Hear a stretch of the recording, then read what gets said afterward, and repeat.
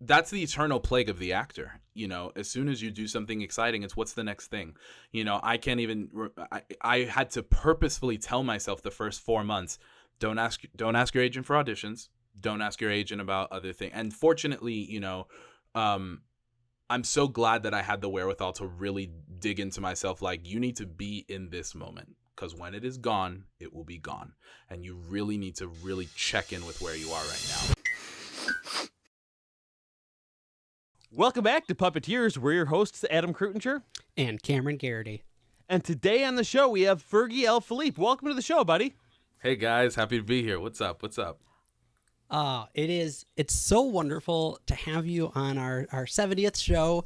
This is so wonderful. Ooh, congratulations. Oh man, thank you. And yeah, we're so happy to have star of Broadway's Hamilton. You know him and love him as Hercules Mulligan and James Madison. He also has his own podcast. It's time to Meet the Muppets. It's absolutely wonderful. Anywhere you find your podcasts, check it out. And we're really excited to talk all things musical theater and performance and puppetry with him. Fergie L Philippe, welcome to Puppeteers. Wow, that's legitimately best introduction I've had on a podcast thus far, and definitely most Suck it, beat DJ Bob. We playing Bob. We love you. I was gonna say we love Bob Bob's with all best, our hearts. Man. Yes, Bob absolutely. Is the best. Yeah, definitely check out the DJ Bob show. Yes. Oh, oh my gosh. DJ Bob and show, he man. did an incredible interview with you too. I think late last year. Yeah, late last yeah. year. We're gonna actually catch up again soon, so we can talk about, because he's gonna come through on my pod, and so yeah, so I'm excited to talk to him again. But yeah, that's the dude right there. That's the homie. I love for DJ sure. Bob. Oh, yeah. He's gonna come in on your podcast. You only have the one podcast, right? I only have the one podcast. Yeah, he's going to come through on It's Time to Meet the Muppets for a little bit. Yeah. He and I mean, the first time we ever met, so Noel introduced us, and when we met, I just kind of thought it was going to be all Hamilton stuff, and then one of the first things he said to me was, "So what is your favorite Jim Henson property?" And I was like, "I love you." yeah, no, that's great. No. And you might not know amazing. this. You might not know this. You and I have the same answer. Oh, Muppet Family Christmas. Absolutely. Oh yeah, that you can't. I've won so many fights. The number of people who've tried. Yeah, it's the best. It's just that's exactly it, man. I send out Christmas cards every year to like family and friends and all that. And being a graphic designer, I design all the fronts of the cards. And I have multiple ones that are all Muppet Family Christmas themed. I've got like Careful the Icy Patch, Freezer Winnebago, like all these different ones. And it's just like, it makes me so happy. That's great. That's fantastic. Adam, Muppet Family Christmas is this special where it's a special from the 80s. Many Jim Henson properties. Is Kermit in that one? No. Oh. I just want to make sure I have the right one that I'm thinking It's about. okay. Yeah, there's many. I was surprised to hear. I've only listened to the first couple episodes, and I was surprised to hear that you were thinking about having guests on. Have you had any actual guests on? Because all the ones I've seen so far are solo. So that's interesting to me that you're gonna play with the format like that. I like that. Yeah, I'm kind of, I think what I'm having a lot of fun with right now. So this is not my first attempt at a podcast, and I think the first attempt that I did was so much work because I was producing and editing and dealing with all the stuff itself. But now that I'm working with Broadway Podcast Network, I really just have the freedom to just like do the show, and then they take care of the rest. And it's been really fun because everything I turn in, they're like, yeah, we like it. They've given me so much freedom. So I'm really just playing with a lot of things right now, and I'm probably gonna break form a lot and just like see whatever flows right. And I definitely want to take time to talk about the episode, but I'm planning to have on some puppeteers on, and planning to have some Broadway people on so that we can talk about them and their career, their relationship to the Muppets, and it not just be a recap, even though the recap is like obviously the crux and it's the fun part for me. But I'm excited to kind of get to what Muppets mean to people, specifically the Muppet Show. Could you describe, just for people who don't know, kind of what you're doing with this show, because it's a really great idea. Thanks. So, people who are listening to this aren't like most of the people I talk to when I do podcasts. So you all know when when Disney Plus announced that the Muppet Show was dropping on their streaming service, everybody lost their mind. We couldn't believe it, but at the same time we were like, it's long overdue. And I was saying to myself, wow, I would really love to pull a West Wing Weekly or a Office Ladies and kind of like have every week watch an episode and then like kind of pair it up. And it kind of just stuck in my mind, like, that would be such a good idea for a podcast. And like 4 days later, I finally was like, oh, dang it. I got to do it. It just kind of hit me where it's like, you can do that. That's something you can totally do. And I was looking for a project. And so I pitched it and it got greenlit and we moved so quickly. I think I recorded the first 2 episodes within 2 to 3 weeks after the pitch. And I was just, I've been go ever since. And so basically it's a recap show. So basically every episode we talk about one of the episodes in somewhat chronological order because Disney Plus was messing with me for a minute. But for the most part, in somewhat chronological order, we just go through each episode and, I list out some fun facts that I know, some fun facts I learned. I even do a little bit of Muppet history in the beginning of most of the episodes. And it's basically just me rambling and ranting. Like if I could just do a stand-up about my reaction to the Muppet Show, that's what my podcast is. Like that's really all it is. And it's just me reacting. And I think it's been interesting because I'm also a writer and a creator. And so getting to watch the Muppet Show from that lens now and more of an analytical view and seeing the structure of how they write their jokes and how they structure the actual show itself has been really interesting for me. And it's been really fun to kind of talk about that as well. Yeah. Oh, absolutely. Yeah. Even from a standpoint of learning the manipulation as well. There's so many.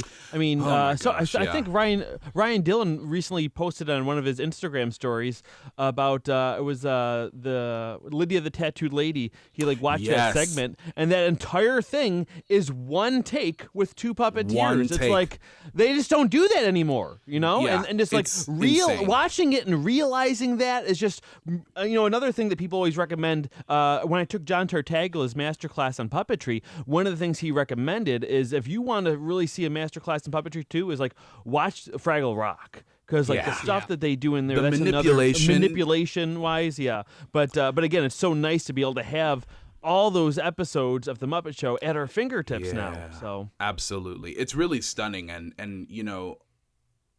I think what's been really cool, and I've been trying to kind of track this is and to really make clear on the podcast, how many risks they took and how much they were willing to kill their darlings and how much they were like, we're just trying stuff out and then seeing what's gonna stick and what's not gonna stick. Just seeing, the consistent switch between Frank Oz and Richard Hunt for Piggy is enough, to make me laugh. But it's also how unbelievably brave for them to just be like, yeah, just try and see what happens. You know what I mean? And for them, it wasn't a big deal. It was just like, this is how we run. This is how we do it. This is how we're going to actually get it done. And I think it's so much more gritty and it's a lot more it's for me a much more visceral reaction to watching those first season episodes because of that, because it's kind of so dirty in a way. It's so raw. Yeah. It reminds me because, again, we haven't talked too much. We talked a little bit about it in past episodes, but, my falling into the Muppets, I was completely backward. I, found puppetry, and then I, kind of found the Muppets, other than Sesame Street. Because, growing up, the only Muppet movie, I watched 2 of them, and they were, or 3 of them. My favorite ones growing up. Were Muppets from Space, Muppet Treasure Island, and of course the Wizard of Oz ones. Those were pretty much, that was my main introduction. Of course, the Wizard of Oz one? I thought you were going to say Christmas Carol at least. I thought you were going to say Christmas. Yeah. Oh, I'm sorry, Christmas Carol too. Christmas Carol. But again, with all those, minus Muppet from Space, they don't really play themselves, right?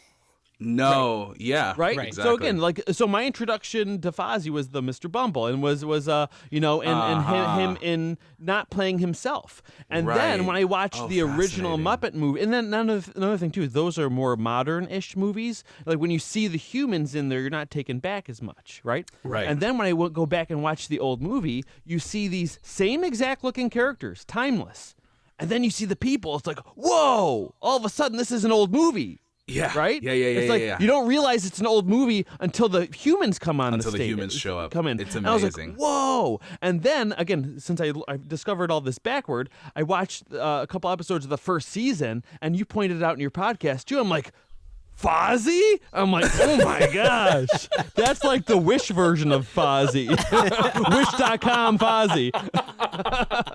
I'm like, I mean, it's probably the content that I grew up with and stuff. I in most cases, I had trouble relating to like older style films.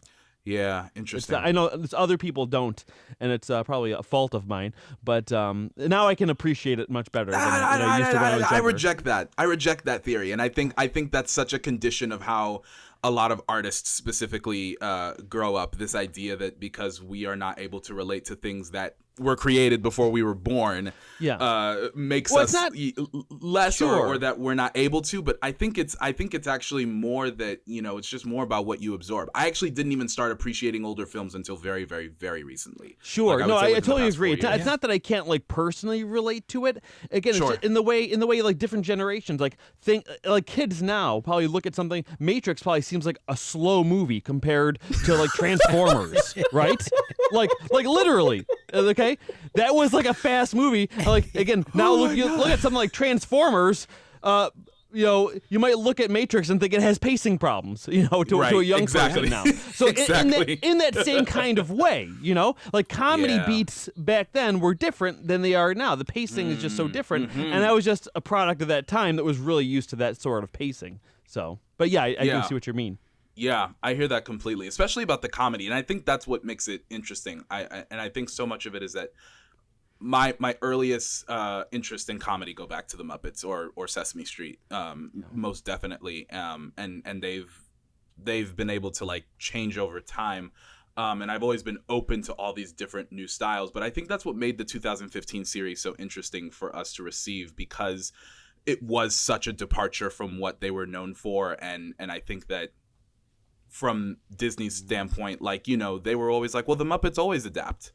They always change. They always go, they shift in different ways. But the thing they didn't consider is that the tone should never change just because the facade does. You know what I mean? And I find that to be so fascinating when I look back at some of these first season episodes and thinking of like kind of the origins of Jerry Jules. Like, oh, okay, this is kind of the direction I'm going to take these characters in.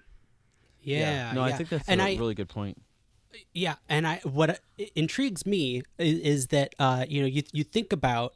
I think when we talked with Matt Vogel, and he specifically said like these characters were designed for the Muppet Show, and you think of other shows like outside of a weird kind of like spin-off or cameo, like you're not going to see characters from Two Guys, a Girl, and a Pizza Place all of a sudden show up in Modern Family, right? Exactly. Like, and the expectation of that for them to be able to show up and appear in another thing is absurd. So I do agree that the characters are super adaptable and they can bend, but you can't bend them too far or else it's not going to work. And you can't just slap them in there.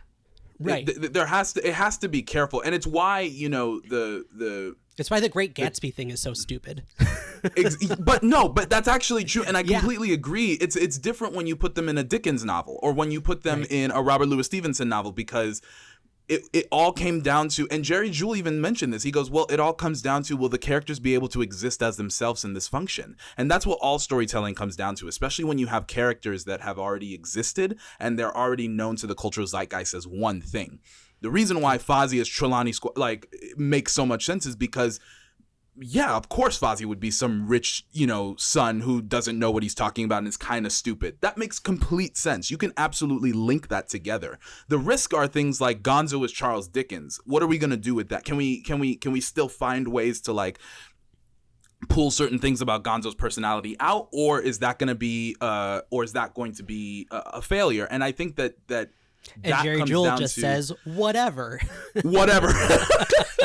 But that's the genius of Jerry Juhl, you know what I mean? Yeah. He's so willing to be like whatever until he's like, no, that the character would never do that. You know what I mean? Like he always knows where the line, he always knew where the line was with all those characters. And then, up until that line, do whatever you want. Right. No, I couldn't agree more. So yeah, has there been anything, and I think you mentioned on your show, like going through season 1, these are shows that you've seen because you had the DVDs. As you've been kind of noodling around in like season 4 and 5, and maybe seeing stuff that you're seeing for the first time, like what's surprising you as someone who has such a love for it, but is discovering it for the first time? It's really amazing to see the relationships continue to solidify. One of my favorite things about the show is the writing, as I kind of keep talking about. But seeing how much they're like, well, what if we have this plot line where Floyd has to look after Fufu? What if we have the, you know what I mean? And they have all of these like random things with these characters. That's like, there is no reason why Floyd and Janice would be in charge of Piggy's dog. But that's hilarious. Like, let's just play and let's see what that is. And I think that season 4 and 5 are as I'm watching it, it's so clear that they're the best seasons because they really hit the sweet spot in understanding what their show was. They really finally figured it out and just said, okay, we know our structure. We know what we're doing. We know exactly what we're executing. Let's have some fun. And they just start. And that's when some of these iconic numbers like I Get Around and oh my God, I'm trying to think. Danny Boy Lime in the and Coconut. Lime in the Coconut. Yeah. Like, you know, you have these episodes. I mean, that whole Kenny Rogers is just like, that Kenny Rogers episode is so unbelievable and it's so brilliantly written. And I think that it was such a clear sign to me. And I started getting excited because, again, it's like I just said, I was like, it was so exciting to watch the episodes and be like, they're having so much fun right now.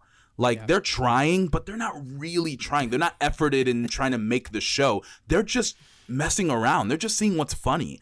And I think that as a creator is so exciting to watch because I think everybody desires that, to be able to get to a point in their work where they're just like, I know what this is now. Now I'm just going to freeform. And that's been really, really heartwarming to see, honestly. Do you think that that's gone, though? Like, that's so hard to do in a modern production thing, you know? And another theory that I have, too, is, I don't want to scare people. This is a theory that I have. I was talking to someone else about this. You ready? Is that not only is that a time of the past, it probably cannot come back now. Just thinking about the data that Disney Plus has on the Muppets now after this. Because before, what is the data they have? Based on sales, based on watch time on the ratings on their TV show. Right. Now they have minute by minute watch time. They know which skits people rewound and watch again. They know which skits people jumped over. Okay, for every single episode, every single Muppet property, like they could probably have a computer program now that says, okay, even this too, like, hey, what's some of our, like, oh look, here's the what, you know, what are 2 popular things now? Okay, we want to do another Muppets property. People are really into, you know, dog movies like Air Bud, okay? What if we have a dog theme in the Muppets and they just like boop, boop, boop, boop, boop, plug it into an algorithm and like print out a script. And then you got to comb through it a little bit, make sure it makes sense. But knowing from all these different shows, all these different episodes, what characters people love the most, what moments people love the most, you could really Frankenstein together like the fail-proof content. Yeah, and I don't know if that's a good thing or a bad thing. It's a little bit of both. I think it's a little bit of both risk. For sure. Yeah. I think it's going to be less risk. And I think the unfortunate thing is at the end of the day, when a property is sold to a multimedia conglomerate, you know, you're automatically you're allowing your property to become corporate algorithms. You know what I mean? And that from the moment that Jim passed, that was always going to be a thing with Disney acquiring the Muppets. Even when Jim was in the deals with Disney about it, you know what I mean? The insistency that Michael Eisner wanted for those Sesame Street characters, even though Sesame Street and Disney have no business being around each other, it all came down to, well, what are the numbers going to do? Like, how am I going to be able to make my stockholders happy if I get these Sesame Street characters and can bring in those properties into the parks? You know what I mean? And I think that I think, unfortunately, I agree with you. I don't know if it could ever happen again. I would love to be wrong. I would love to be proven wrong. But me I too. think I just wonder is like if it because all these businesses, they want to eliminate risk, right? And exactly. let's say I mean, because one thing that we've always, I think most Muppet fans have always been an advocate for is give control back to the puppeteers. They know these characters better than anyone else. Exactly. They can really make these characters do interesting things that we may never have thought of with different relationships and whatnot. And again, not only was that something we've always struggled to be able to promote, again, it's just at this point, even if someone has a really, really good idea that seems perfect, it's a risk. Especially when they have the data. And you look at something like Muppets Now, and it's so clear that that is the case. You know what I mean? And Muppets Now isn't bad. I actually really enjoyed Muppets Now. But to me, Muppets Now was such a product of, wow, you guys are so scared of taking a chance on the Muppets. Like, you acquired the Muppets, or you're trying to morph the Muppets into another Avengers or into another Star Wars where you can make the formula and get the numbers. But it just can't happen. They want to make it like the Mickey Mouse shorts. Like, they want to be able to just kind of profitize off of it in a way that's just not gonna work. The Muppet Now is a really interesting one because I think that's an interesting example. I don't know if it quite connects perfectly with what I'm talking about, just because that came out before the Muppet Show was released, and also too, it's only been a couple months. I'm sure they do have enough data to do something, but they're probably going to wait a little bit more till they have more data. There's no way that they're not going to try another film or another TV show within the next 10 years. Like they absolutely are going to try. Well, especially with the success of the Disney Plus shows that are coming out now, like WandaVision. Here's the thing. Let me say one thing about WandaVision. Okay, like I heard WandaVision was coming out. I'm like, I'm not doing that. I can't get tied up in TV shows. Okay, right? Yep. There's 20-something movies to this series. I can't start wrapping myself into these TV shows too. Okay, but then it's pandemic. You got a little time. I watch it, and my goodness, it was remarkable. Absolutely remarkable. Yeah. And my thinking is they spent so much money on something like that, and it's just working so well. Of course, they're going to do it with the Muppets.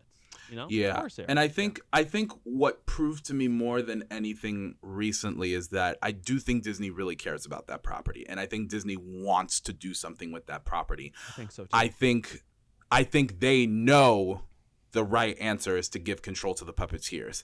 I think that is a slippery slope for them as a corporation when you are managing so many different other IPs, and how you, in terms of, because they're probably looking at management on more universal level as opposed to like individually based. They kind of want but then when I heard that they were transferred over to Imagineering, I was like, y'all are confused. y'all really are wondering what are you going to do with this property. But I'm curious about, I also think those live shows were such a success. I think we're going to see more with that regard, and these live experiences with the Muppets and the idea of the nostalgia.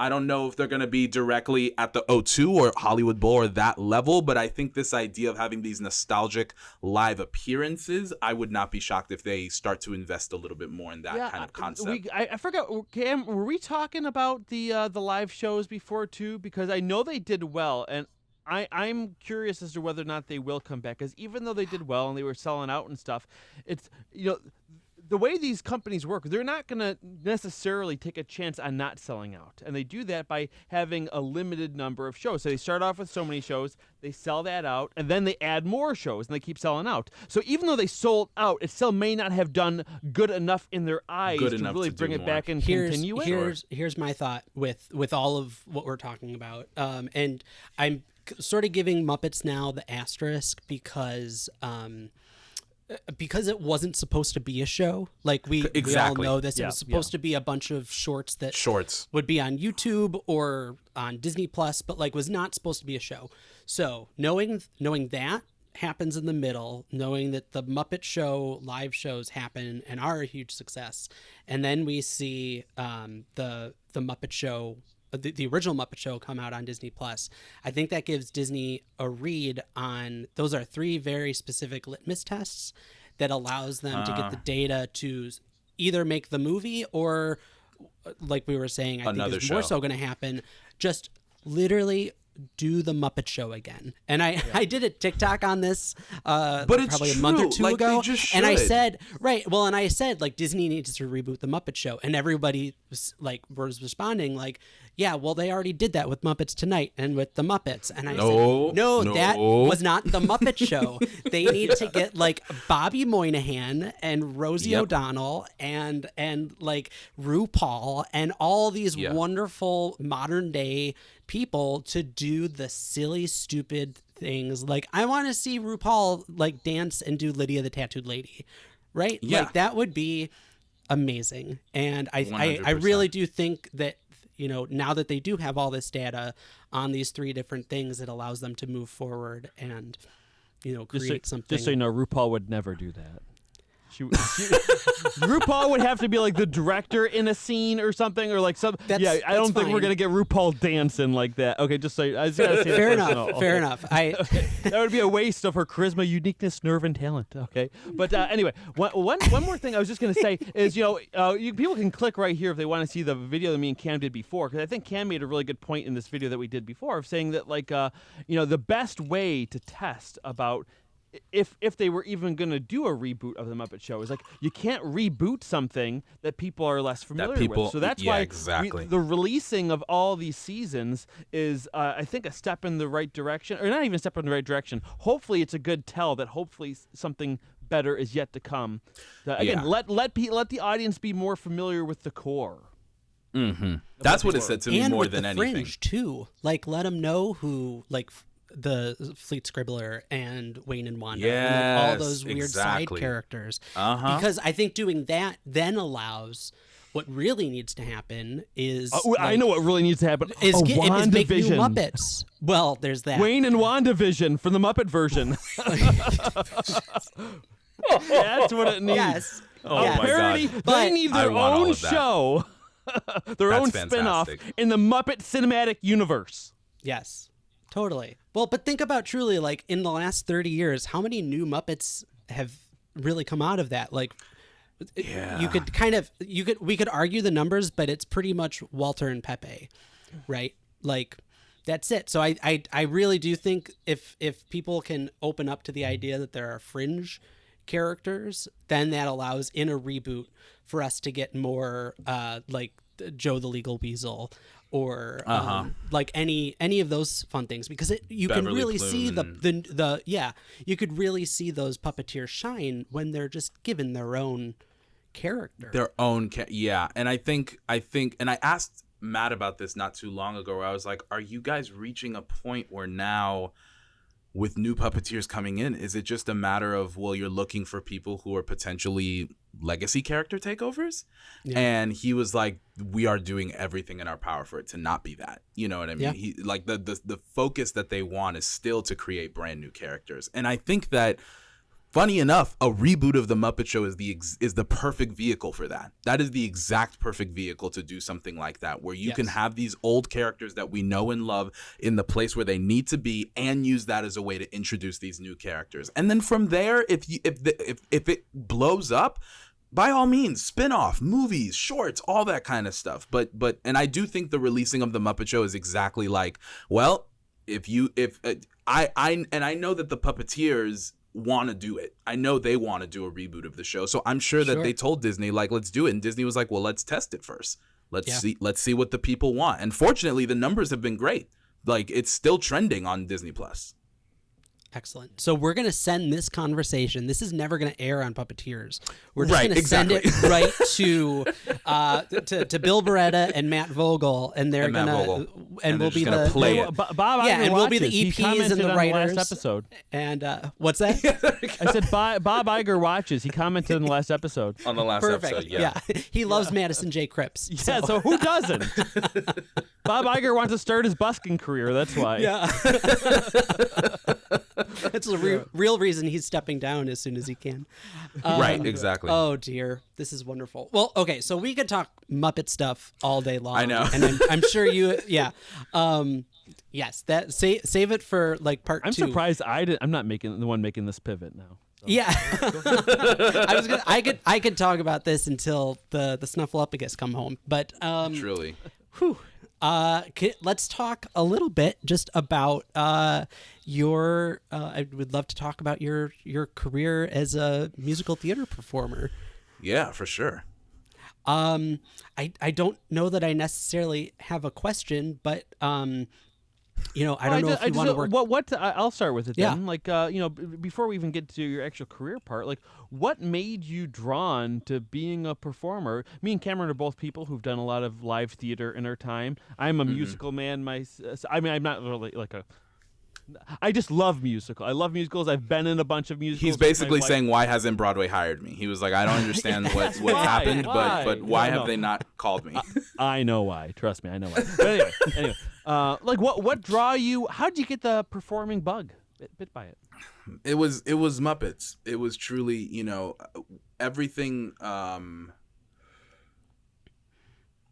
I started with puppets first. That was my thing. It was the Muppets and Sesame Street specifically were so insanely influential to me, as they are to so many people. But I can't remember when it was, but I eventually made the click of like I think my mom told me like those are puppets. Those aren't real people. And it was definitely at an age when like I should have known that they weren't, like that Cookie Monster was not real. And I think that there was a fear that I was going to be like, oh my God, they're not real. And instead I went, interesting. And I got really curious, especially as I started thinking about it more and more. And I saw like Ernie's sub sleeve probably for the first time and was like, and that's when I found Muppet Central. And when I found Muppet Central, it was a wrap, like truly a wrap. And I could not stop reading articles and interviews and all these different things. And then I found Muppet Wiki and all these different things. And then I found the Of Muppets and Men documentary on YouTube, and I watched it obsessively. And I think that from that point forward, it became, for me, it was, okay, I'm going to go work for the Muppets. Like, that was my whole thing. And so I started gutting stuffed animals and turning them into puppets. I started making my own sock puppets. I started, I was doing the whole thing. And then I realized the monitor thing, and that freaked the hell out of me. And I was like, okay, I tried it. I'm good. No, thanks. I was like, no way. I was like, no, I'm good. Yeah, I think I had originally thought it was going to be too hard. I think I didn't give myself enough credit, and I think I thought it was going to be too hard, and I kind of bounced away. At least I think that's what it was. But also I was always interested in movies and television, and so I kind of shifted into more of a performing, a fleshy performing, and theater happened when I was around 9 or 10, and I was still into puppets around then, but as theater kind of got more and more serious and I ended up going to like a performing arts high school, that's when theater really became a lot more serious. And so I started taking classes, and I went to performing arts high school, and I went to the summer camp that did all these musicals and stuff. And then I went to Elon for college. I got my BFA in musical theater. And I've kind of just haven't stopped ever since until the pandemic stopped me.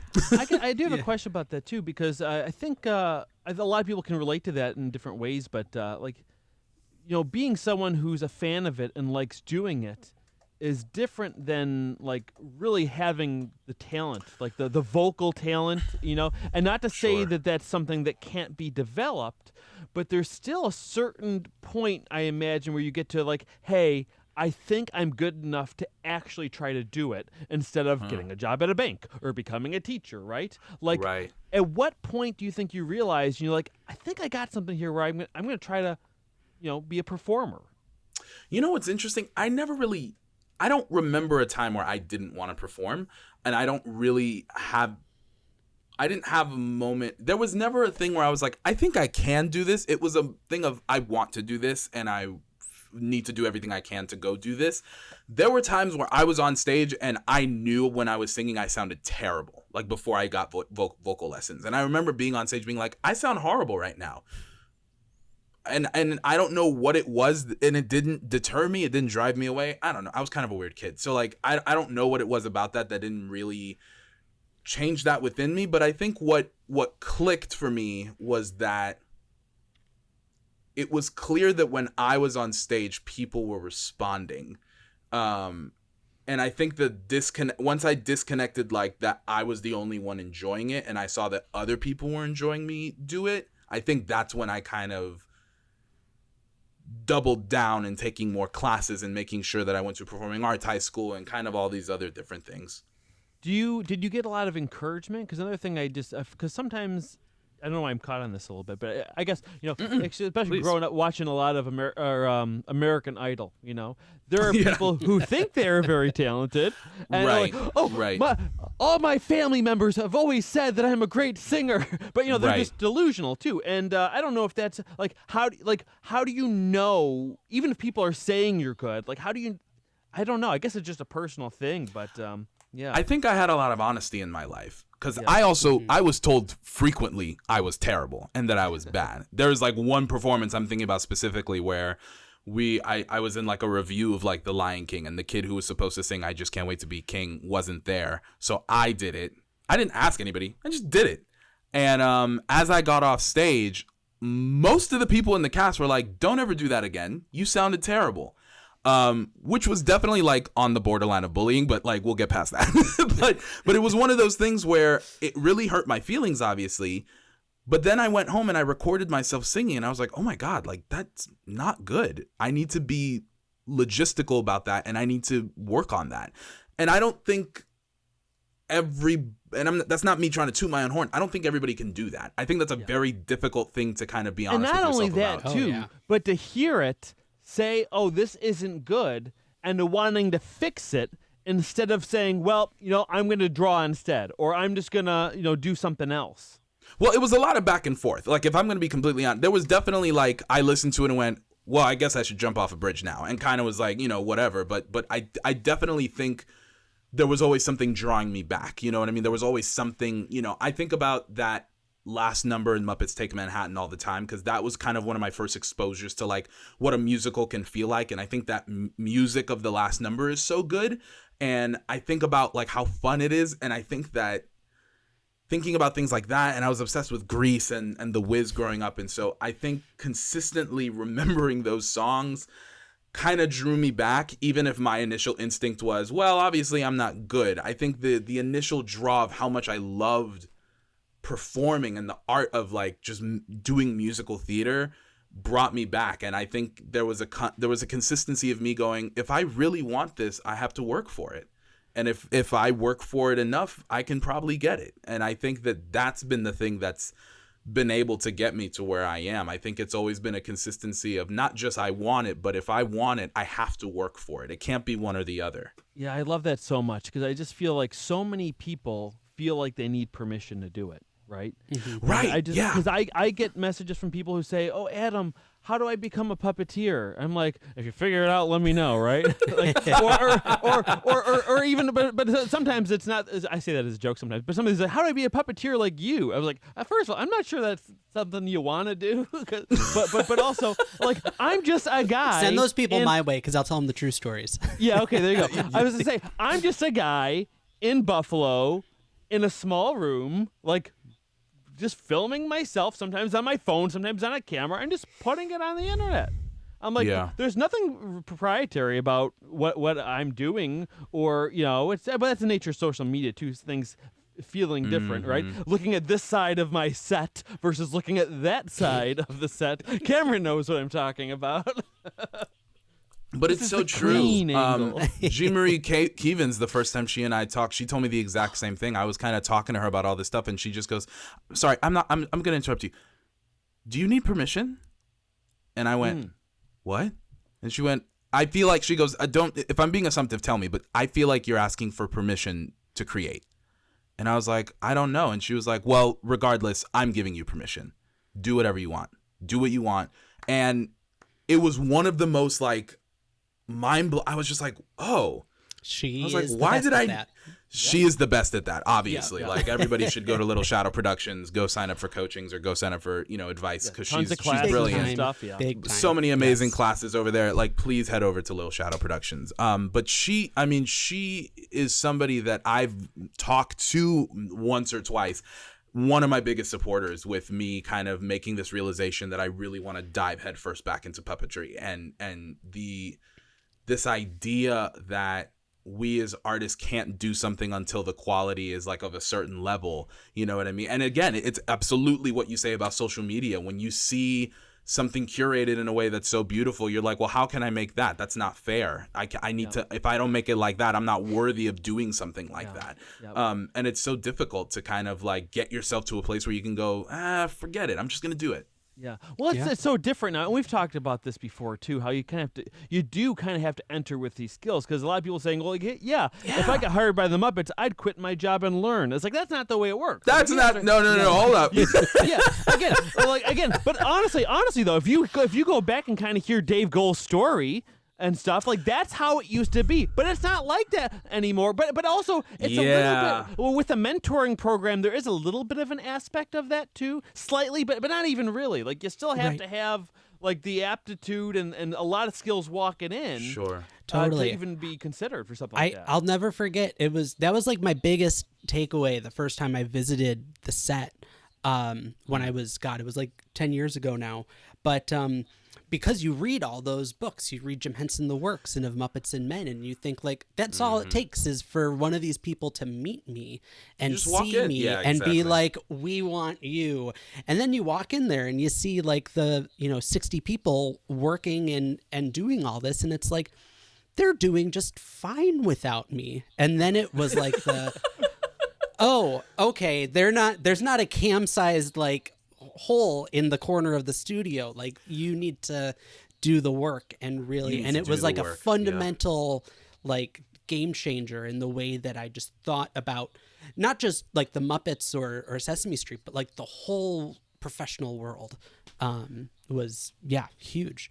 I think that's been really good for me with how the pandemic kind of panned out, because my job was taken away from me, and so I was like, okay, what do I have now? And I kind of shifted into this puppetry thing, and it really humbled and forced me like, bro, you need to go to the mirror and do some lip sync. You know what I mean? Like it wasn't as simple as just let me order my David Fino puppets and then, I'm good to go. It was like, no, you gotta put in those 10,000 hours. Still today, you know what I mean? Like every day I go on a walk for 2 hours and I just lip sync while I walk. That's it. And and Stephanie DeBruzzo was also somebody who really was just like, it's amazing you want to do this. Nothing beats putting in the work. Nothing beats the practice. You know what I mean? That's just what it comes down to at the end of the day. A little bit to what I said about the mentoring program, 'cause I think that may have came out sounding the wrong way. In that even the name of a mentoring program makes it sound like they will give you all the training you need. I completely agree. The first time I heard it, I thought the same thing. Okay, yeah, right. And that's what I mean. Like you still need to come with those skills, and then they kind of show you the 100%. Ropes on how it works with them, rather than really like, here's how you lip sync. Like it's not like that. Like now it's become a vocation. It's so different now, because now, like back then, it was like Jim was like, you want to do this? I'll teach you, no problem. You know what I mean? It was a matter of like, if somebody was going to join the team, the people around were going to make it work. But now that it's a very expensive IP worth a lot of money, now it's turned into something, going back to this discussion about corporate and all these different things. Like, and I'm not trying to just like make it business and call it what it is, but what I'm saying is that like, it can no longer just be a thing of like risk. Like you have to be able to meet the bar that was created to where it got to today. Yeah, and also of money too, production costs, right? Well, if we hire Matt Vogel to do this puppet, we'll get it done in one take. If we hire a guy off the street who wants to be a puppeteer, maybe by take 30, and the whole crew's waiting, they're all getting paid by the hour, right? Exactly. So, I mean, there's an aspect of that too. So that's why even I hear other people sometimes complain about like, oh, here's another new puppet show. Let's see, all the same puppeteers from the last 30 years are working on this one. Right. Too. It's like, well, I mean, it's a financial decision to these companies. And puppets are a risk. That's not to say that they don't bring in new people too, because they do. They do. They absolutely but puppets do. are a risk, both. man. Puppets are a risk, especially financially for these corporations. Like, puppets are so damn expensive. And if you're going to do it right, I, as a TV producer, when someone tells me, yeah, Joe Schmo off the street loves puppets and he's going to do it, or, well, we have Matt Vogel who plays Big Bird and Kermit the Frog. Oh, the most famous? Yeah, let's get him. I'll pay whatever. Even look at Sesame Street when it started. They said, if we don't get Jim Henson, we're not using puppets. We're going to be screwed. And that was 50 years ago. Exactly. Right? Exactly. So it's nothing new. Yeah. No. Yeah. No. But I, we'd be remiss, obviously, to talk about the fact that you kind of ended up in the Broadway musical version of a Sesame Street or a Muppets, like not only landing yourself in Broadway, but in Hamilton, which is still the biggest show in the world. I've never heard of that one. Yeah. What's that one about? It's about the guy who made the nickel. Yeah. Nickel. A bunch of Sounds white boring. guys, and they try to dance. And they tried to dance, and it doesn't work. I'm kidding. I saw it when I toured. I saw a touring show. I saw it. I have thoughts. I like it. But, so you found yourself in was it the first touring production?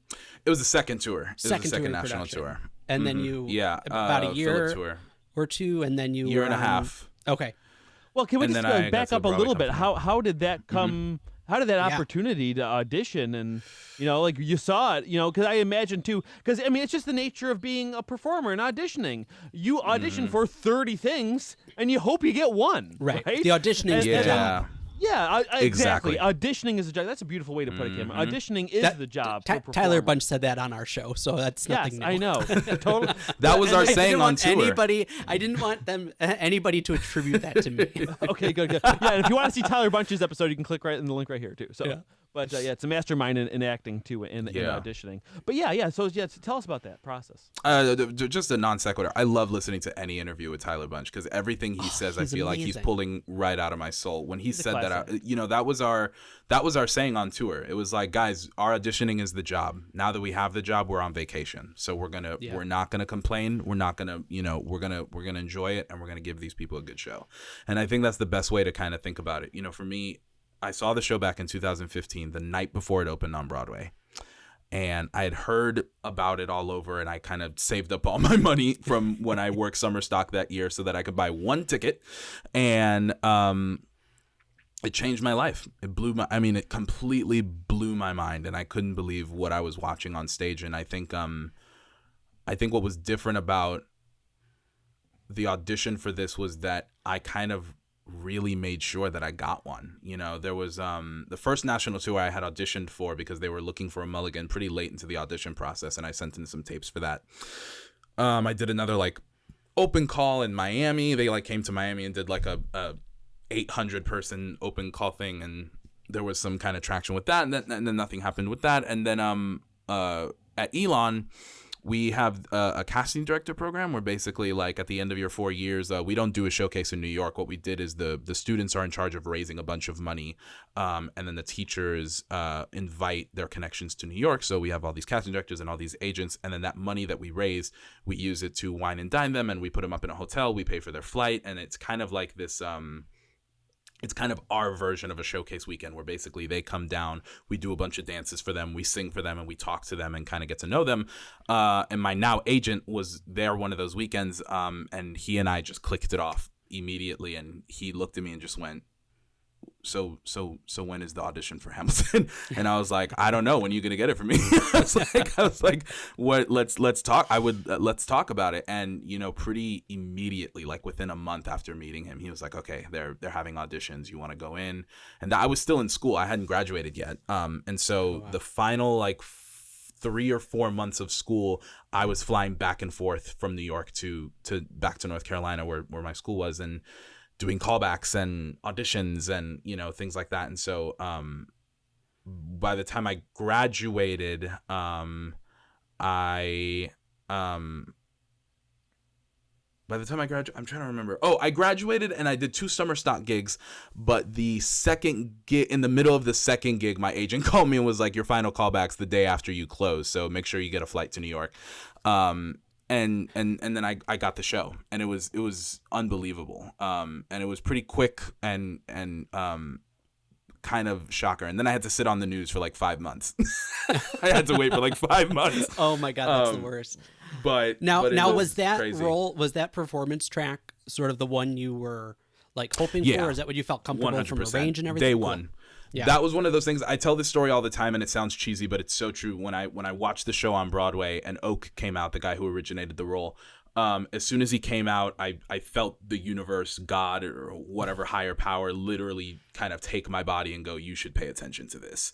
There was something about his presence and energy of that role that I was like, that's where I belong. And so Mulligan was always going to be, Mulligan for me was always kind of the thing. And the funny thing about the audition process for Hamilton is that when most people go to audition for it, like for me, I could have been also called back for Lafayette or for George Washington or something like that, because a lot of those roles, body type wise or even vocally, kind of intersect with each other. And 9 times out of 10, most people do that. From the moment I walked in, it was always like, okay, so next time you come in, just prepare Mulligan stuff. And they were always only looking at me for Mulligan. So it was really kismet. Wow. So was it That's 5 amazing. months from when you got the role to when you were actually performing it then? 6 months from when I got it to performing it, 5 months to rehearsing it. We rehearsed for only about technically 7 weeks, because so at that point we were the 5th production to go up, and they had kind of gotten it down to a science in terms of like how we can teach the show as quickly as possible before we have to move them out. And we had to fly over to Seattle, do tech for a week, go into previews, and then kind of open the show.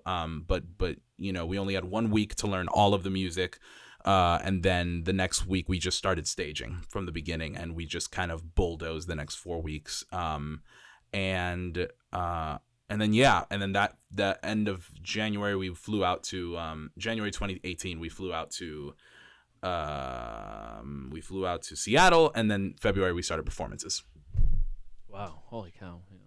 Yeah, that's insane. And what kind of appreciation do you end up getting? You know, you've already talked about how, you know, you saw that show and you felt like the earth shifted under you. Yeah. But like to then not only like see the whole thing, but now you're a part of it and you're like dissecting it and seeing how all the gears work and all those things. Like how much more, like, does that make you appreciate the show more? Does it sort of, is it like, to borrow a phrase, like, are you seeing the sausage get made? Like, how does that, Yes. you know, change All your of that. relationship with the show? All of that. I didn't expect my relationship to change as drastically as it did. I knew it would change, but I had listened to the show so much, and I had like read every interview and had listened to every podcast about it, and you know, all of these different things, that I really thought I knew it. I really thought I knew it, and to a degree I did. I think it's why my audition was so successful, because I really especially Mulligan Madison, I knew that character inside and out when I walked into the audition, because it just felt so like me. But when I got into that rehearsal, when you start hearing from like Tommy Kail and Andy Blankenbuehler, the people who created the choreography and who directed the show, when you hear directly from their mouths like, oh, the reason you're doing that move is because one day I was on the train and I saw this woman and, you know, blah, blah, blah, and it really inspired me to blah. When you start connecting those dots and about their personal lives and how that intersected with the show, that's when things really started to kind of like blow my mind, because up until that point, you know, Tommy and Andy and Lack and Lynn were all these like godlike heroes to me. You know, I really did kind of put them on a pedestal in a way, and the intense reality of seeing their human side, and seeing that they're just regular dudes who wanted to make a show, and seeing how, you know, the troubles and, you know, the things that they're going through in life, their anxieties, their fears, their hopes, their dreams, and how all of that intersects with how they created the show, that affected me in a way that I was not prepared for. And I think that anytime I see them now, that's the reference that I have with the show. And I can't relate to the show in the same way that I did when I first absorbed it. And there are a lot of things about that make me kind of sad, because like the first time I absorbed it, there was a very specific mood attached to that, but it was also an innocence, and it was not an immaturity in a bad way, just an immaturity in the sense that it was such a fresh exposure. But now that I've sat with this musical from an analytical and performance base for so long, the amount I know about it is not anything I never really thought I could know this much about something. And I'm still learning stuff. Like days before the pandemic ended, I'd been with the show 3 years. I was learning things about that. I was like, huh? I was like, no one ever told me this. I've been doing that move wrong. Why didn't you tell me it was because of that? You know what I mean? And so every day is that constant a relearning or rediscovery. Yeah, how do you I think that's awesome, and I think that's the only way you can I don't know, for lack of a better way of saying it, is keep yourself sane by doing the Right. same Yeah. thing forever. Not forever, for Right. so long. I'm ashamed to say I've seen some touring productions where you can tell these people are on autopilot. They're doing this. They've been doing this show 5 days a week for the last 3 years. Like, how can you possibly keep it fresh every time, right? What did you do to combat that? Because again, it seems like you were always trying to learn something about it, which is part of how you probably do that. But still, there's got to be a certain point where it's like, I mean, how many performances did you do? At this point, I've done over 600. I don't think I've ever done anything 600 times in my whole life. So, You've argued with me 600 times. Oh well. Yeah, there we go. It's kind of like that, Adam. Okay, I guess. The now exhaustion I get it. weighs on him. Yeah. The night I terrors was haven't gonna say stopped. one more Yeah. thing to relate it to. Again, like I've done theater before too, and as far as in local theater community here, the longest run you'll really do is 4 weeks generally. Maybe at most 6 weeks if you get an extension or something, right? And we're only doing like 3 shows a week. We're doing like a Friday, Saturday, Sunday, maybe 4 shows, 2 shows on Sunday or something, right? And week 1, it's you getting your nerves out. Week 2, you really have fun with it. Week 3, you have fun with it. Week 4, you're done. You're just like, I can't wait for the show to be can't over. do this anymore. I can't Yeah. wait to get into the next show. I'm sick of this show, and I My just can't even castmates, imagine. and- yeah. I'm sure. I mean, that's part why some people say, oh, I don't even want to go to Broadway, just because you're always doing something different. Because I don't know, I just feel like I'd go a little crazy doing the exact same role for a year, 5 nights a week. I can't even imagine it. Yeah. You know what's funny? I had that fear, but I think part of the mess up when you're doing a regional or when you're doing a local production is that there's an end. When all of us got into the show, we were like, we have year-long contracts, but who knows how long we'll stay, So there was a point when we opened, it was like, there wasn't like a blah, blah, blah till closing. It was like, now we're open and this is our life. Our life is the show. And I think that what made it interesting, because I had never done a show this long in my life either. One of the things I did was I kind of set goals for myself. I had the goal where I would do the first 100 shows without calling out. Like I did 100 shows straight. And I think I got to like 113 shows or something like that. And then I took a day off. An additional day off to the 1 day off that we get every week. And I think a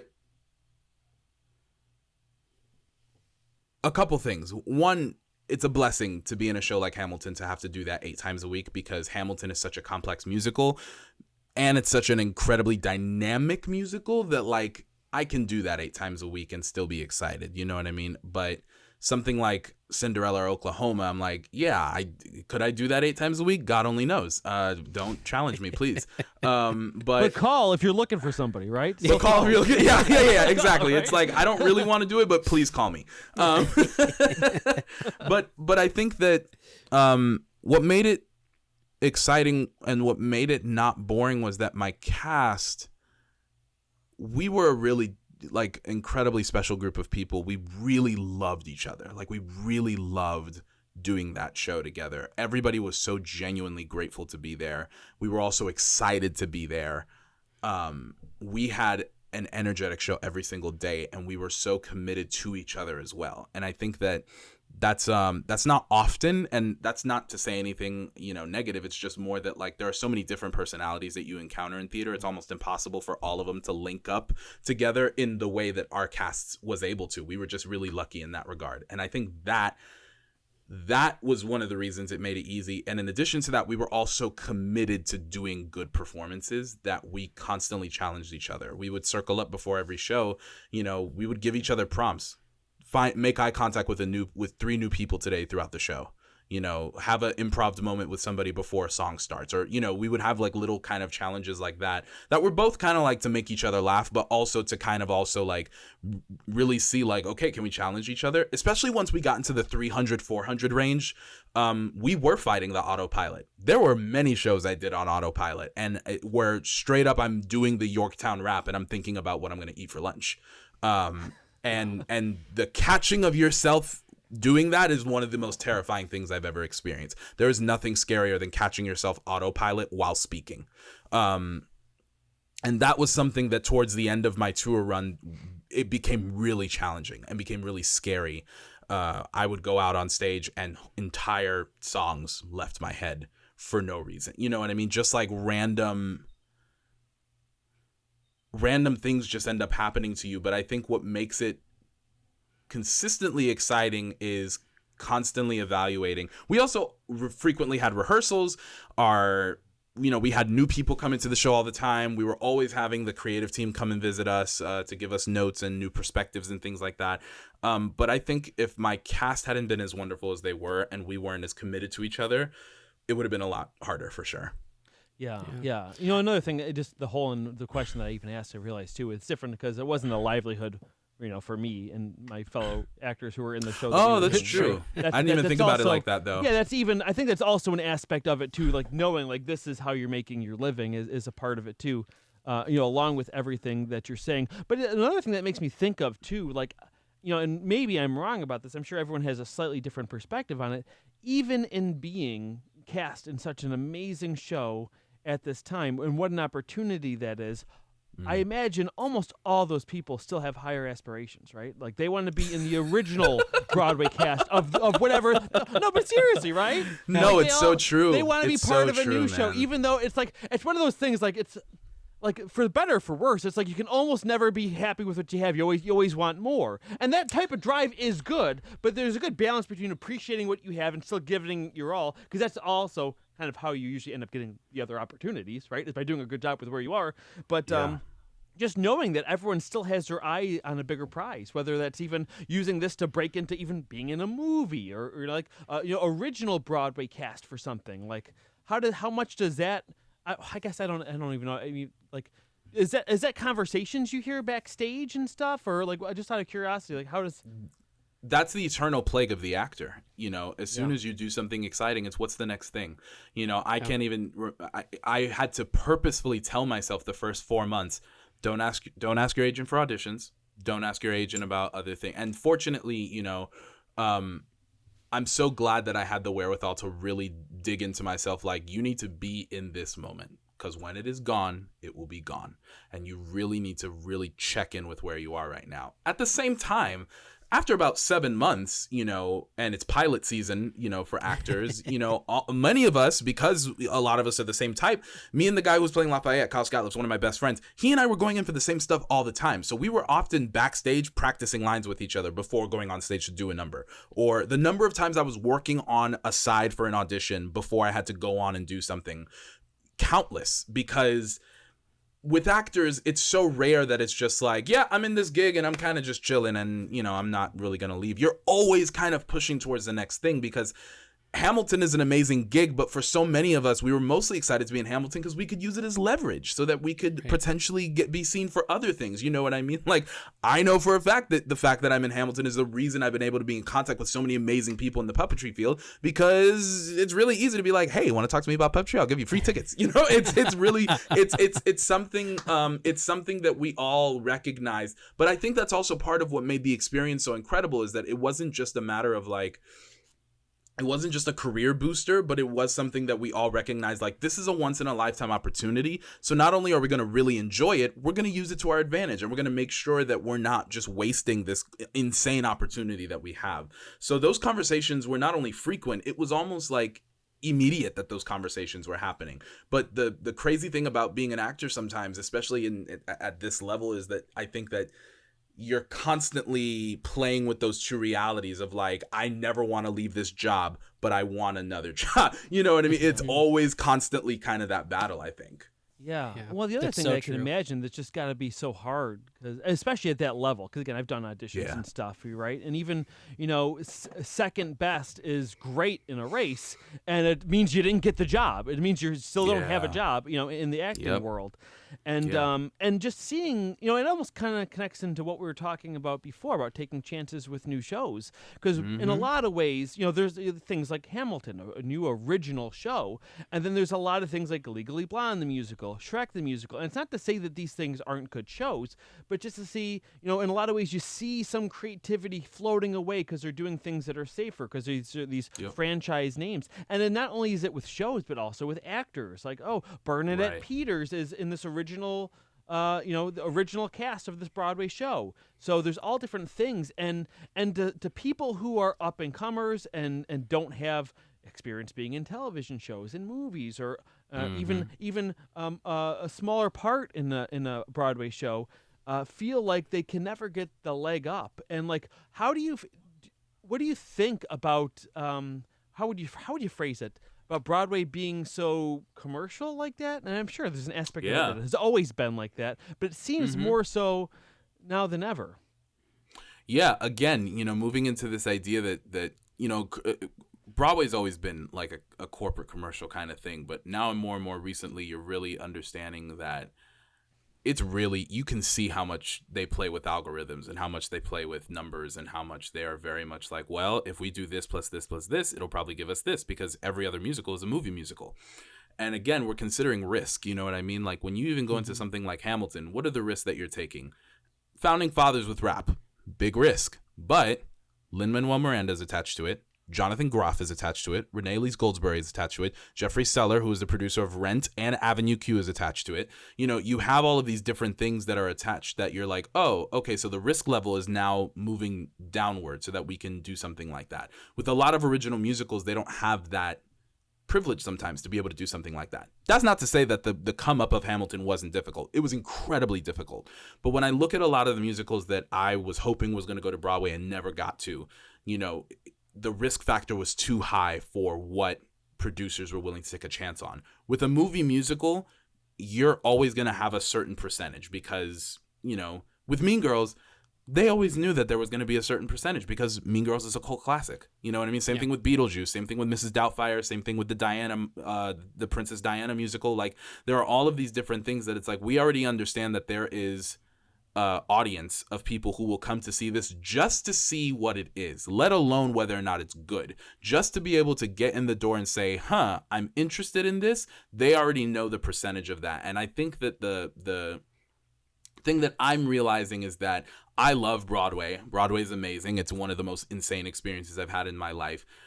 I realized pretty quickly that I was like, it's not all there is. There's so much more. There are so many other things, and there are so many things that I want to do in my life that, involve many other aspects of my life. And I think that's been something that I think a lot of performers are really getting to kind of internalize. And I think it's the best thing that a performer can internalize about getting to Broadway, is to realize, like, this is just one element.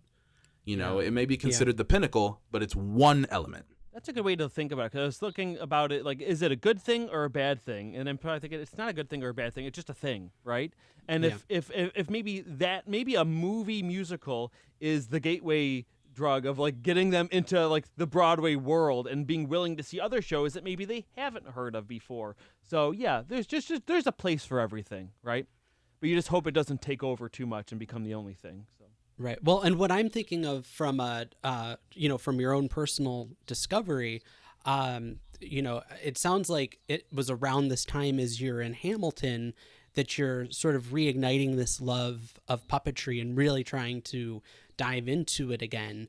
And I'm curious because you mentioned the fact that like meeting Lynn and Tommy and these people who, as you said, were like on this pedestal before, and now you see them as humans. Did that make it easier for you to approach a Jen Barnhart or a Stephanie DeBruzzo and, to be able to say, hey, I'm this person. Can you help me learn about this stuff?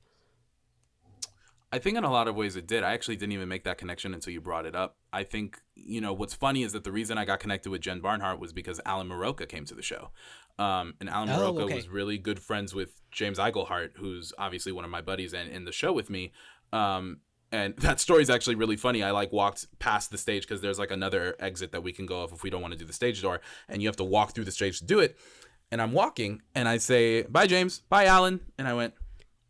and I like stopped myself and walked back. Then I looked at James and he's looking at me like, what? And I'm like, really? You weren't going to tell me? You were going to tell me that my childhood hero, one of my childhood heroes is here?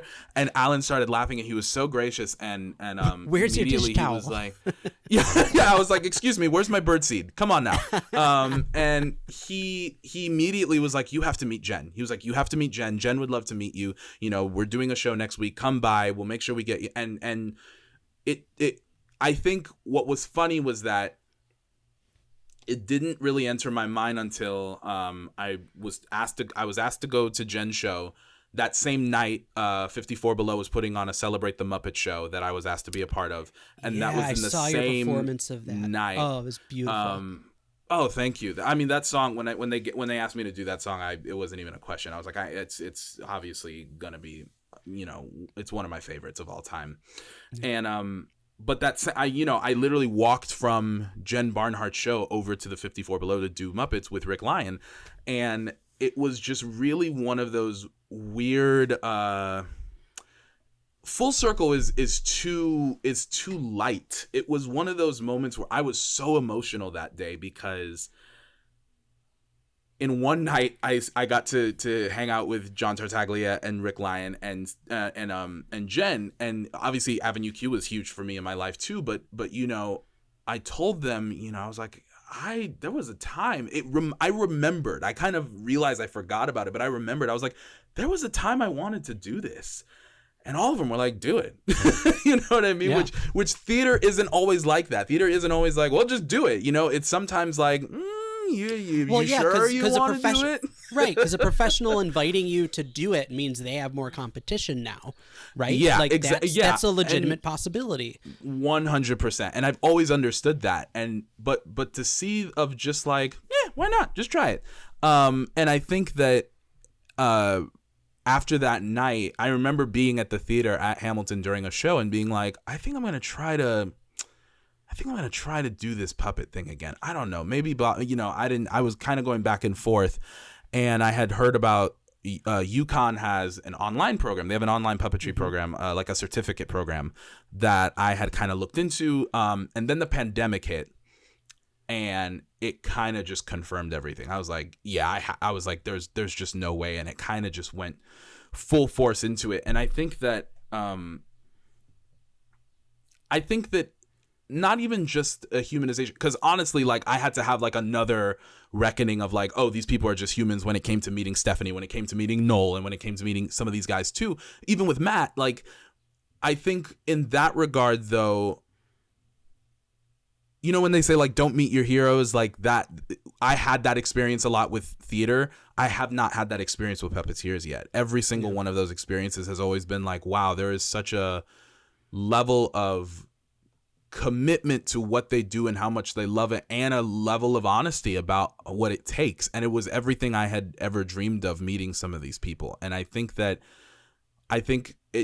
big part of it was being able to meet Lynn and all of them, but I think a big part of it's also that, like, this, I mean, who knows what I think Puppeteers are more approachable than some theater people are. It's the nature of the community. Yeah, it's the nature of the community, and I'm not trying to just like, you know, crap on my industry at all, but I truly rarely meet people as welcoming and responsive as Puppeteers are, and it's kind of crazy that that's the case. So I think that's a big part of it too.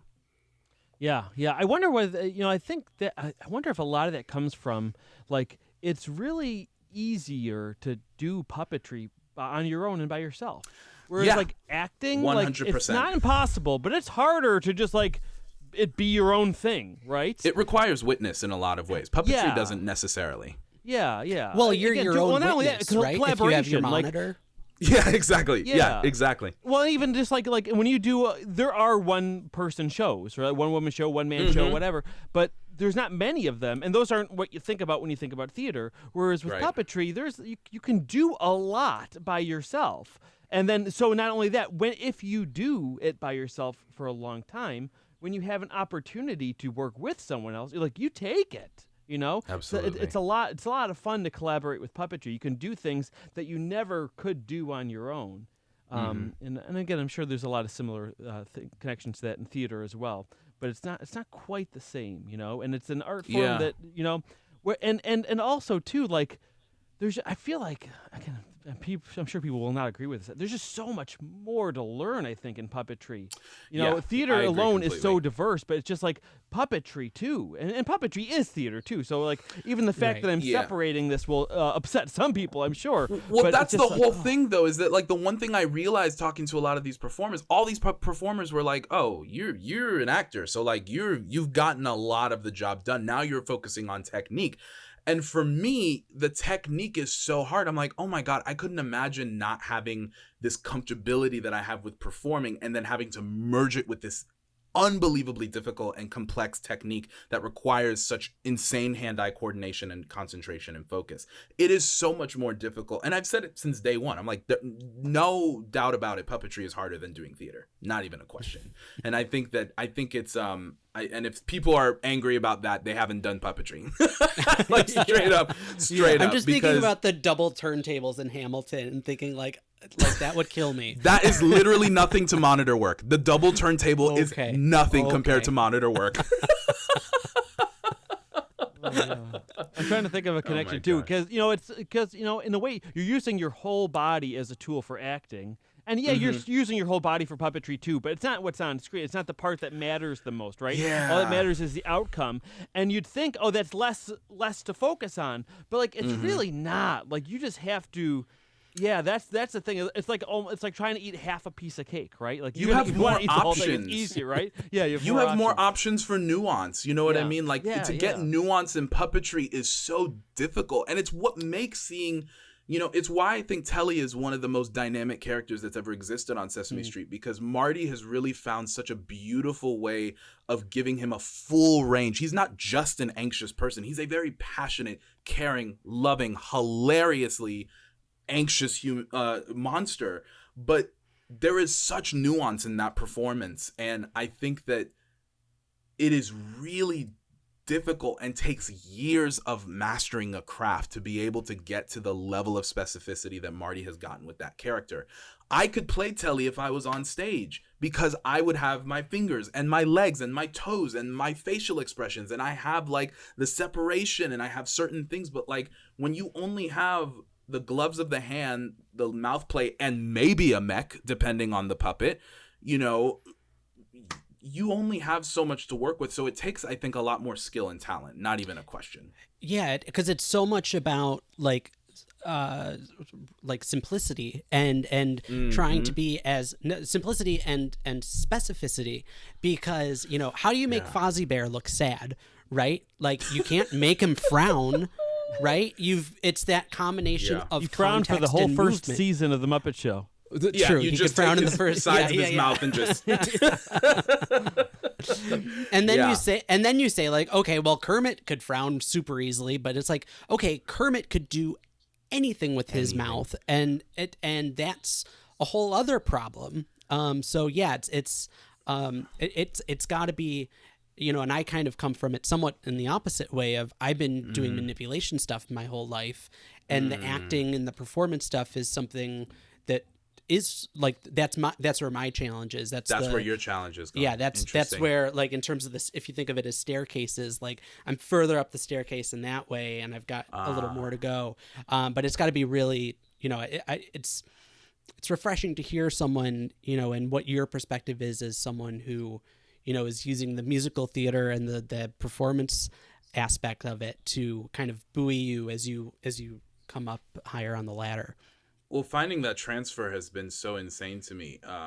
It wasn't very recently. There was a benefit concert that somebody asked me, and they asked me about a character that I threw together for a demo reel that I put, and they're like, "Yeah, can we get Cletus?" And I was like, "You know who that is?" And they were like, "Oh my God, yeah, we love him at the office. We think he's so funny." And it was kind of, I was like, and I was on my walk yesterday, and I was like, they liked Cletus? I was like, it really blew my mind, because right now I'm having such a hard time really transferring all of the things that I learned about theater, which is using all of the, you know, what's the term? The extremities of my body to create a performance, and I'm just trying to put it into right here. And and so the fact that these people were like, yeah, that character was great, we love his spirit. We think he's funny. I was like, wow, I guess I guess the work is happening where I'm able to transfer the performance into the hand. And I think that is the most difficult aspect of it. I think the performance element is 100% the toughest part about it. Yeah, Fergie, have you tried? It's a wonderful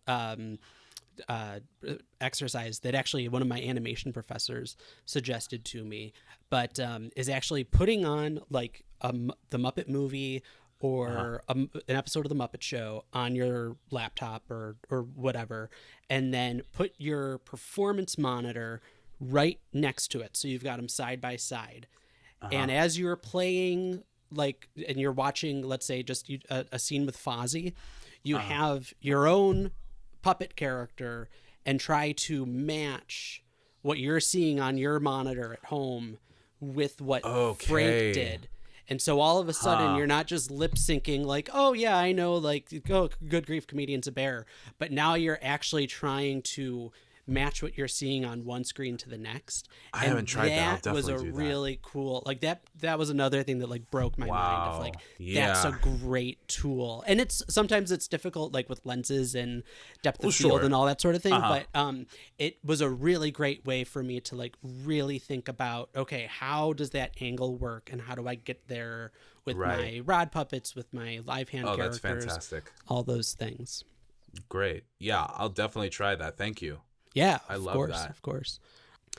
So obviously, things are at a point where maybe by the fall we might be like coming back to some semblance of normalcy and being able to do things again. Like, I'm sure you're not in a place to be able to say like, yeah, I want to do 3 more months of Hamilton and then like do the puppetry thing. But like, where is your artistic compass kind of pointing you into, what you want to kind of pursue next? And I'm sure it's a combination of all of those things. But yeah, and you're correct in that it is a combination of a lot of things, because it's there are a lot of different things that I'm really looking at right now in terms of puppetry. My next, so I'm doing the O'Neill this year, and so that's gonna be a lot of fun to kind of get done. That's excellent. And Jean Marie was really great about making sure, like, hey, you should do that. What strand are you doing, if you don't mind me asking? I'm doing a character in craft with Ken. Perfect. With Ken Wattsman. Yeah. So, and that's going to be interesting because it's not anything puppets. We're just going to be writing. And I'm a writer. And so, and I've been really looking for something to really kind of expand my brain on writing, because I also write a lot of children's media, but I also write, I have a short film that I want to film within the next 5 years, and I have some other features and pilots that hopefully I can solidify and have in my bank of scripts. But I'm really into comedy. I'm really into sketch writing, and I'm hoping to get maybe into some stand up. Like I have way too many interests to kind of pin me down, and so I think I've kind of accepted a point where I was like, I don't really have a goal. I think I lived a long portion of my life of like, my goal is to do this by this year and by that year, and I don't think I'm in a place anymore with my interests where I can do that. I think I just kind of have to wherever the wind may take me, to quote, MTI. But like, it's I know as far as the puppetry thing goes, like I'm really following that. Like I'm really going through with that. I'm taking that so seriously. And I'm really pushing to see like what's going to end up happening with that. And I've gotten to do some pretty cool things in terms of my own stuff, and me and some buddies are writing some stuff so that we can hopefully film some stuff, with some characters that I've started creating. And so yeah, I know that as far as the puppetry thing goes, like it's not over, like it's only just beginning, and we'll see what happens with it, but I know for now, I would really love to get to a place where I can sell a show.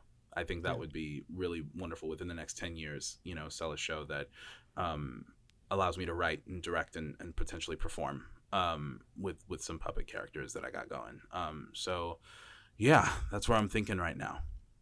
I love it. Well, and certainly cannot wait to see how it all progresses, because it sounds amazing. Yeah. We'd love to know, you know the deal. If you have a good Puppeteer story, oh my God. of a time where things didn't go right. And I realize, if you have a good thing about puppeteering, but if you want to give us a Hamilton puppeteer or whatever, we'll give you the floor. I got two short ones for you, I think. Cool. Perfect. I'll give you the puppet one first because the Hamilton one will probably be more funny. Yeah. The puppet one. So there was I think I can say this now because it's no longer a thing. There was a time when I was supposed to be working at Sesame Place actually as a puppeteer. They have a nice. show called Our Street is Sesame Street, and it's with puppets that the Jim Henson Company made. And I went out to go audition for it and all these different things, and the audition process went really well. But when I went to go do the callback, which involved the actual puppets, they gave me a side for Elmo and a side for Abby, and I prepared both. But I liked Abby's side more. I just really enjoyed that stuff, and Leslie and I got to kind of chat about it, and she gave me some great pointers. But I didn't consider how tiny Abby would be, and so they gave me the puppet, and I was like, oh Jesus Christ! I was like, this is so small, but I've already said I'm gonna do it. So I put my hand in Abby, and I already am like, oh, this is stuck. I was like, this won't come off. So I do the whole thing. I do the whole routine, and they're like, great. Okay, great. You can go ahead and put the puppet over there, and we'll be good to go. And I'm like, it's coming with me. It's coming with me. And now is this? Sorry, I'm dying to know. No, so, go. Was this the television Abby, or was this already the park one? This was 10% bigger? That is 10% bigger, and it still was stuck. That was the worst part. Man. Is that because I think Leslie even said something like, well, just so you know, Abby's pretty small. And I was like, oh, they're theme park puppets. They're big, whatever.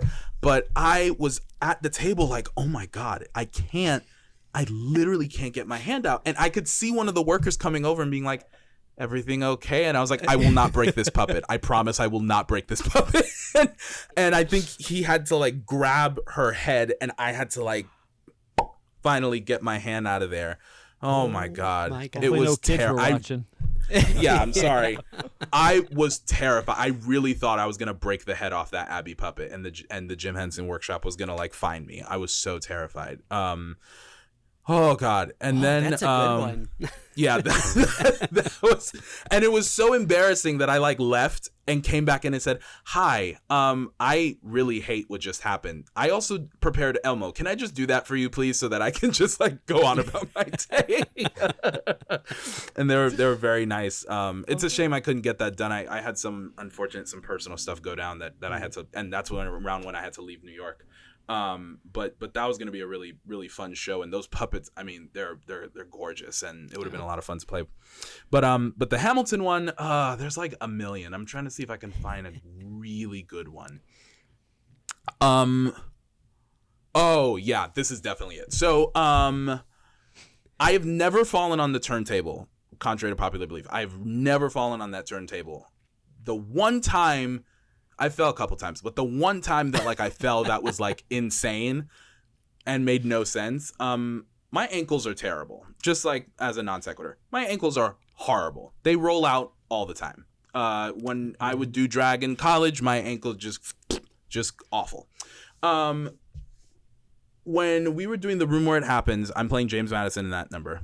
There's a sequence when Jefferson is talking to Madison, and he says, well, I arranged the meeting, I arranged the menu, the venue, the seating. And then Burr comes in and says, but no one else was in the room where it happens. On that but, there's a piece of choreography where essentially if these are our two hands, Jefferson and Madison go for each other's hands, and it's supposed to be a freeze in time and then a rewind. So it's supposed to go, but no one else was in the room where it happens. And they kind of do like a spin on themselves. When the spin happens for me, woman 3, or the bullet in the show, is to my left. And the bullet kind of has to race in. But at the same time she's doing that, I also have to kind of exit. And there was always kind of a little bit of discrepancy. But the girl who's playing woman 3, Justice, I always said, hey, when I do that spin, I'm going to give a little Scooby-Doo run where basically it would give me like I would do like a 1, 2, 3 in place before I would actually start moving forward. And then you can go cut in front of me. And we got it to a science. We did it for months and it was great. This one time I did that turn. I went for the Scooby-Doo walk, like the 1, 2, 3 in place. And on that last step, my ankle said, "Phoop." And I went to go step forward while my ankle was there and just right on my face.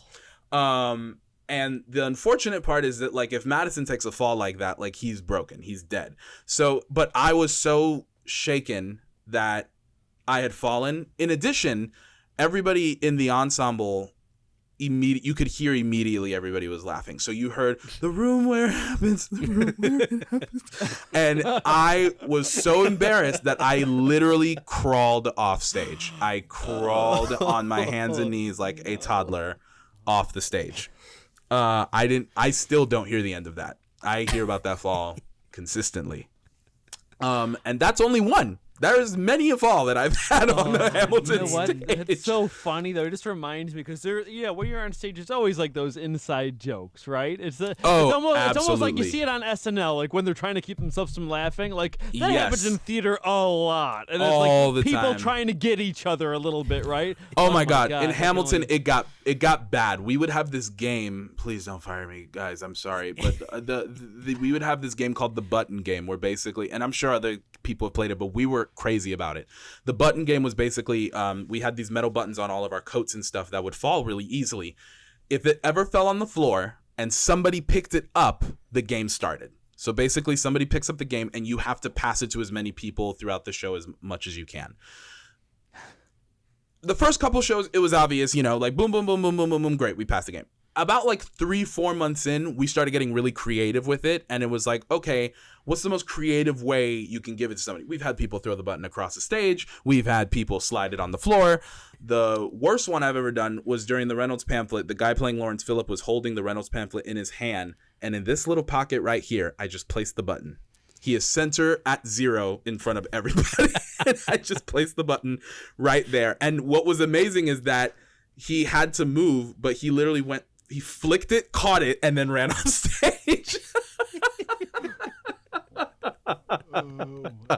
Oh, it was amazing. Oh, yeah. We had all kinds of hijinks on the tour. We had a lot of fun. We had lots and lots and lots of fun.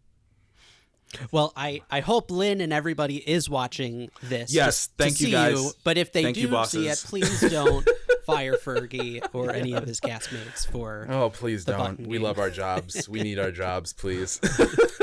So what's the best way for people to follow your work and know what shows you're working on and everything? Yeah, you can hit me on Instagram, Twitter, and TikTok, all at Fergsters95, which is FERGSTERS95. And then, of course, please on Instagram follow at Meet the Muppets Pod, where you can get all the information about It's Time to Meet the Muppets and the podcast that's on everywhere where you get your podcasts. Okay, do you have a website too? I do. www.fergiephilippe.com. FERGIPHILIPPE.com. Yes. Great. And the podcast is on the Broadway. Is it Broadway Podcast? Broadway Podcast Network. If you go to bpn.fm/Muppets, you'll find my podcast. But bpn.fm is where all the Broadway Podcast Networks are, or all the podcasts for Broadway Podcast Network is. And there's some really, really great shows on there that everybody would love, but also my podcast. So please listen to my podcast. Amazing. And all the information's up on the screen. So, well, Fergie Philippe, this was just so wonderful. We'll have to have you back. Yeah, please and do. This was a dream. So thank you so much, and we'll see you next dream time for on me. Puppeteers. Yes, thank you guys. Thanks so much, buddy. See you next time. Bye. We're at the end of another episode of Puppeteers, but the fun doesn't stop here. Visit puppeteers.com for show notes and links to projects mentioned in this episode. Make sure to follow us on Facebook, Instagram, and Twitter at PuppeteersPod, where we're posting new things every day. Puppeteers is edited by Matt Bowen and made possible thanks to viewers like you. If you enjoy this content, you can join our incredible Patreon patrons who are supporting the show for as little as $1 per episode. Those folks get access to early releases, uncut episodes, official Cup O tiers just like we use on the show, and could even submit interview questions for our guests. Go to patreon.com/puppeteerspod to learn more. Another great way to support Puppeteers is rating and reviewing us on iTunes, leaving a comment, or subscribing to this channel, or tell a friend about your favorite episode. Thanks again for joining us on Puppeteers Puppetry Shop Talk. In-depth interviews with the world's most passionate puppeteers. Hosted by me, Adam Krutinger. And me, Cameron Garrity. Sweet. Us too. I'm still rusty, though. It might take me a second. I might have a false start, just so you know. It's like a lawnmower for Adam. You gotta kind of pull on. You gotta rev it in, get it in there. Yeah, there you go. And again, well, actually, Cam reminded me. So this is only our second recording this for 2021. So wow. Okay. Yeah. Great. We're back logged a little bit. So here we go. Whew. Welcome back to Puppeteers. We're your hosts, Adam Krutinger. And Cameron Garrity. And today we have on the show Phil. Oh my gosh, there it goes. Okay. Yes. Fergie L Philippe. Okay. And we could probably cut into that, right? Yeah, just take it from the top. Okay. Oh, take it from the top. Okay. Yeah. Then now I'm gonna have to. Fergie L Philippe. Actually, I think I had to write it down just because. Welcome back to Puppeteers. We're your hosts, Adam. Oh my gosh, I forgot to say my own name. Welcome back to Puppeteers. We're your hosts, Adam Krutinger and Cameron Garrity. And today on the show we have. Oh my god. Okay. Fergie L Philippe. Why can't I get it out? Well, yeah. Once we get going, though, we're good.